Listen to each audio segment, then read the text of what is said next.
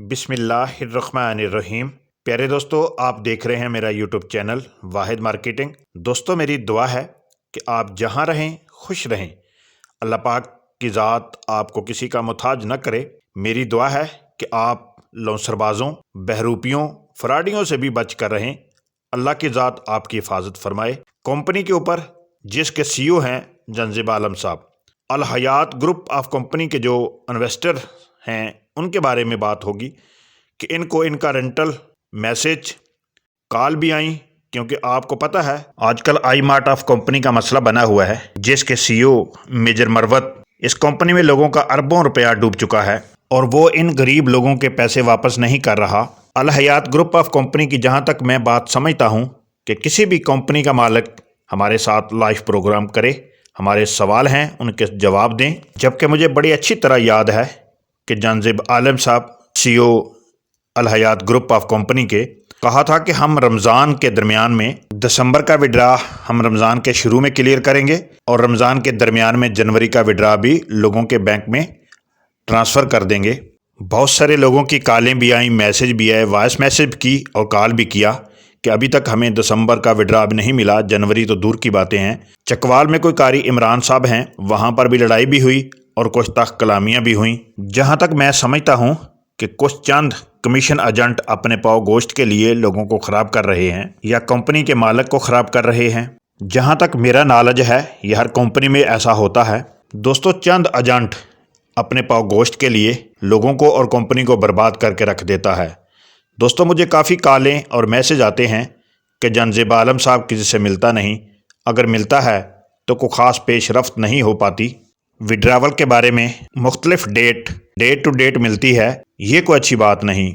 बहुत सारे दोस्तों की कॉलें और वीडियो कॉल भी वसूल हुई कि अल हयात के बारे में आगाह किया जाता है कि कंपनी के किसी दफ्तर में बात की जाए, वहाँ से कहा जाता है कि आप अपने पैसे विड्रॉ करवा लें, अपने पैसे एप्लीकेशन दें और अपने पैसे हासिल करें।